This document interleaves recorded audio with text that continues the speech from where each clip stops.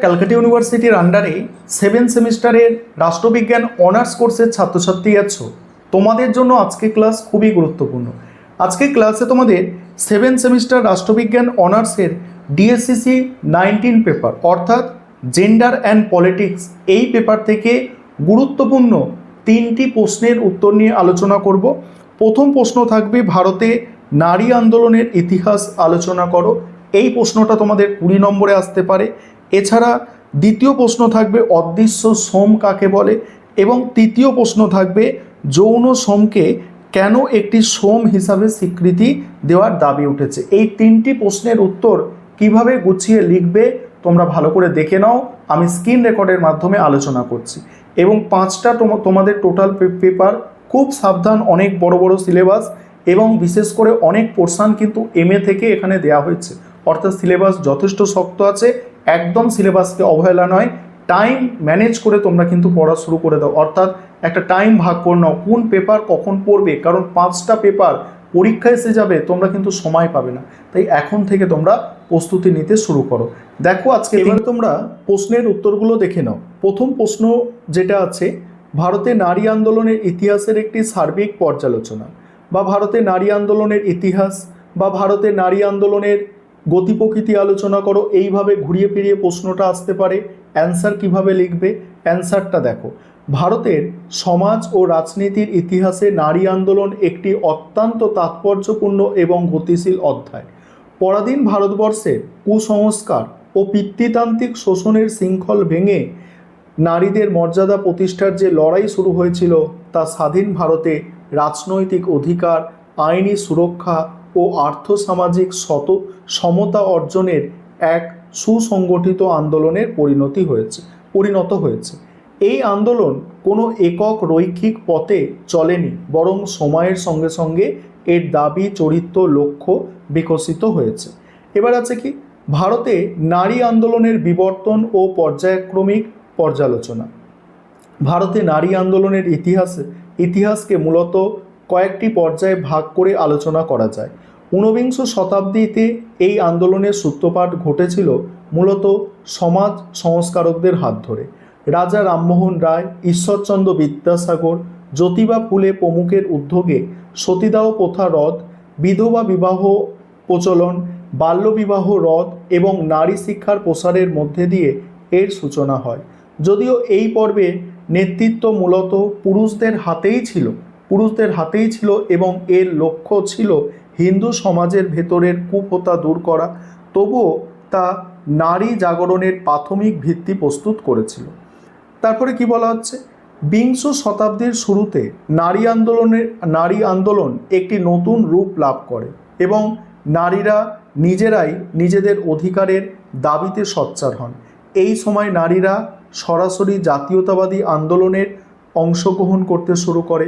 মহাত্মা গান্ধীর ডাকে হাজার হাজার নারী ঘরের গণ্ডি পেরিয়ে অসহযোগ আইন অমান্য ও ভারত ছাড়ো আন্দোলনে যোগ দেন। 1927 সালে অল ইন্ডিয়া ওমেন্স কনফারেন্স এবং তারও আগে ওমেন্স ইন্ডিয়ান অ্যাসোসিয়েশন প্রতিষ্ঠার মাধ্যমে নারী আন্দোলন প্রথমবারের মতো একটি প্রাতিষ্ঠানিক ও সর্বভারতীয় রূপ পায়। এই সময়ে নারীদের ভোটাধিকার এবং শিক্ষার দাবি অত্যন্ত জোরালো হয়ে ওঠে। স্বাধীনতার পর ভারতের সংবিধানে মৌলিক অধিকারের মাধ্যমে নারীদের সমান অধিকার, যেমন সেখানে 14, 15, 16 নম্বর ধারায় আইনি স্বীকৃতি পায়। কিন্তু আইনি অধিকার আর বাস্তব পরিস্থিতির মধ্যে বিস্তর ফারাক ছিল। স্বাধীনতার পর প্রথম 2 দশকে নারী আন্দোলন কিছুটা স্তিমিত থাকলেও 1974 সালে রাষ্ট্রসংঘের উদ্যোগে প্রকাশিত টুয়ার্ডস ইকুয়ালিটি অর্থাৎ সমতার অভিমুখে রিপোর্টটি নারী আন্দোলনের ইতিহাসে একটি যুগান্তকারী মোড় হিসাবে কাজ করে। এই রিপোর্ট চোখে আঙুল দিয়ে দেখিয়ে দেয় যে সংবিধানে অধিকার থাকলেও বাস্তবে নারীদের স্বাস্থ্য, শিক্ষা, আর্থসামাজিক অবস্থার চরম অবনতি ঘটেছে। এই রিপোর্টের পর 1970 ও 80-র দশকে নারী আন্দোলন এক নতুন স্বায়ত্তশাসিত ও প্রতিবাদী রূপ ধারণ করে। এই সময় মথুরা ধর্ষণ মামলা এবং সাহাবানু মামলাকে কেন্দ্র করে দেশ জুড়ে তীব্র প্রতিবাদ গড়ে ওঠে। যৌতুক প্রথা, বধূ নির্যাতন, কন্যা ভ্রূণ হত্যা এবং ধর্ষণের বিরুদ্ধে নারীরা পথে নামেন। পরিবেশ রক্ষায় চিপকো আন্দোলন থেকে শুরু করে অসংগঠিত ক্ষেত্রে নারীদের অর্থনৈতিক অধিকার রক্ষায় ইলা ভাটের সেবার মতো উদ্যোগ সেবার মতো উদ্যোগ এই আন্দোলনকে তৃণমূল স্তরে পৌঁছে দেয়। নারী আন্দোলনের এই স্বাতন্ত্র্যতা প্রসঙ্গে বিশিষ্ট সমাজ গবেষক ও রাষ্ট্রবিজ্ঞানী জেরাফিল্ড ফোবর্স বলেছেন,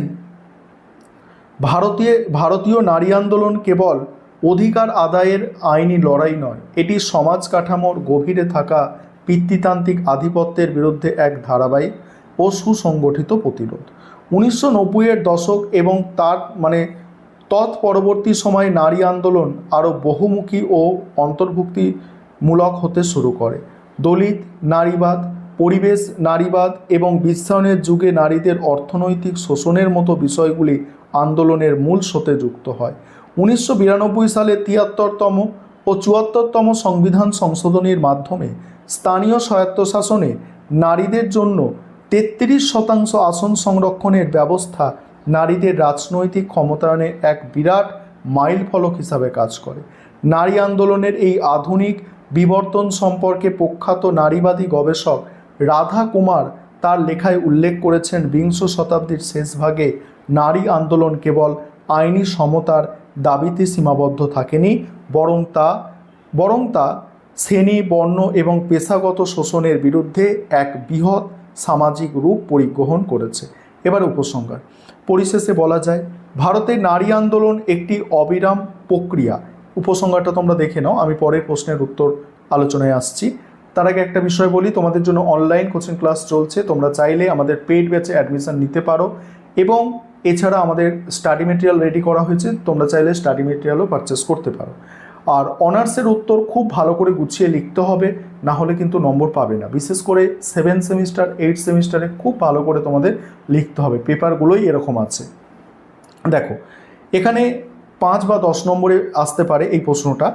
অদৃশ্য সোম বলতে কি বোঝো? অদৃশ্য মানে কি? সাধারণত চোখে দেখা যায় না এরকম সোম নারীরা করে থাকে। দেখো, অদৃশ্য সোম বা অবৈতনিক সোম বলতে মূলত এক ধরনের কায়িক ও মানসিক পরিশ্রমকে বোঝায়, যা সমাজের বৃহত্তর অর্থনৈতিক কাঠামোর মধ্যে কোনো আর্থিক মূল্যায়ন বা আনুষ্ঠানিক স্বীকৃতি লাভ করে না।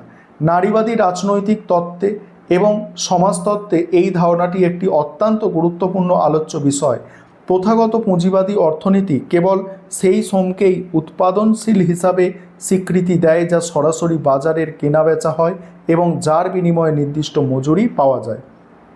কিন্তু মানব সমাজকে টিকিয়ে রাখার জন্য প্রতিদিন যে বিশাল পরিমাণ গার্হস্থ্য কাজ, যেমন সন্তান প্রতিপালন, অসুস্থ বয়স্কদের সেবা যত্ন, রান্না করা এবং গৃহস্থলীর অন্যান্য কাজ সম্পন্ন করার প্রয়োজন হয়, তার জন্য কোনো আর্থিক পারিশ্রমিক প্রদান করা হয় না। পিতৃতান্ত্রিক সমাজ কাঠামোতে এই কাজগুলিকে নারীদের স্বাভাবিক দায়িত্ব এবং ভালোবাসার প্রকাশ হিসাবে ধরে নেওয়া হয়। এর ফলে নারীদের প্রতিদিন এই নিরন্তর ও হাড়ভাঙা খাটুনি রাষ্ট্র এবং সমাজের চোখে সম্পূর্ণ অদৃশ্য থেকে যায়। এমনকি একটি দেশে মোট জাতীয় আয় বা জিডিপি নির্ধারণের ক্ষেত্রেও নারীদের এই বিশাল অবদানকে পুরোপুরি উপেক্ষা করা হয়।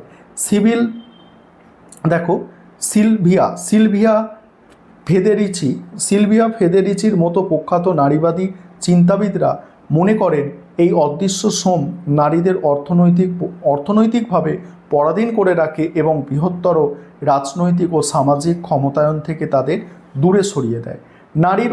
নারীর অধিকার কর্মীদের মতো অবৈতনিক গার্হস্থ্য শ্রমের আইন এবং সামাজিক স্বীকৃতি প্রদান একান্ত প্রয়োজন, কারণ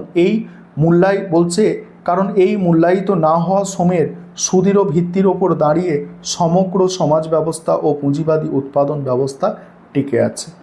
পরের প্রশ্ন হচ্ছে, যৌন শ্রমকে কেন একটি শ্রম হিসাবে স্বীকৃতি দেওয়ার দাবি উঠেছে? যৌন শ্রমকে একটি পেশা বা শ্রম হিসাবে স্বীকৃতি দেওয়ার দাবি মূলত মানবাধিকার, দৈহিক স্বায়ত্তশাসন এবং ব্যক্তি অধিকার সুরক্ষার একটি অন্যতম প্রধান রাজনৈতিক ইস্যু হয়ে উঠেছে।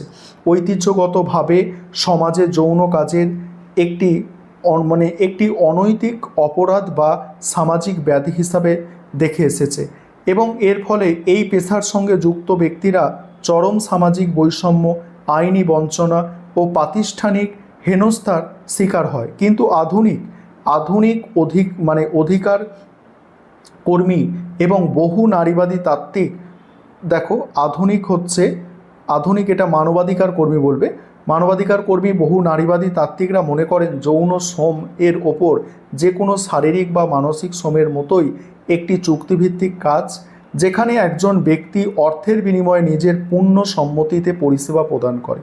একে শ্রম হিসাবে স্বীকৃতি দেওয়ার মূল কারণ হলো এই পেশায় যুক্ত ব্যক্তিদের মৌলিক আইনি ও মানবাধিকার সুনিশ্চিত করা। অপরাধের তমকা সরিয়ে এটিকে শ্রমের মর্যাদা দিলে যৌনকর্মীরা দেশের সাধারণ শ্রম আইনের আওতায় সুরক্ষিত হবেন। এর ফলে তারা কাজের নির্দিষ্ট সময়, ন্যূনতম মজুরি, স্বাস্থ্য সুরক্ষা এবং শোষণের বিরুদ্ধে আইনি সাহায্য চাওয়ার অধিকার লাভ করবেন। পাশাপাশি মানব পাচার এবং জোরপূর্বক যৌন ভিত্তিতে বাধ্য করার মতো জঘন্য অপরাধগুলিকে সহজেই চিহ্নিত করে কঠোরভাবে দমন করা সম্ভব হবে।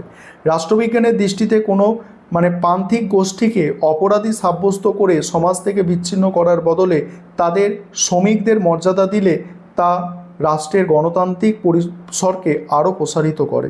শ্রমিক হিসাবে স্বীকৃতি পেলে তারা নিজেদের ইউনিয়ন গঠন করে সংঘবদ্ধভাবে নিজেদের অধিকারের দাবিতে সবর হতে পারেন। এই ছিল তোমাদের আজকে মোস্ট ইম্পর্টেন্ট 3টি প্রশ্নের উত্তর। আবারও তোমাদের বলছি, অনার্সের উত্তর বিশেষ করে 7 সেমিস্টার 8 সেমিস্টারে খুব ভালো করে গুছিয়ে লিখতে হবে, যা তা লিখলে একদমই নম্বর তোমরা পাবে না।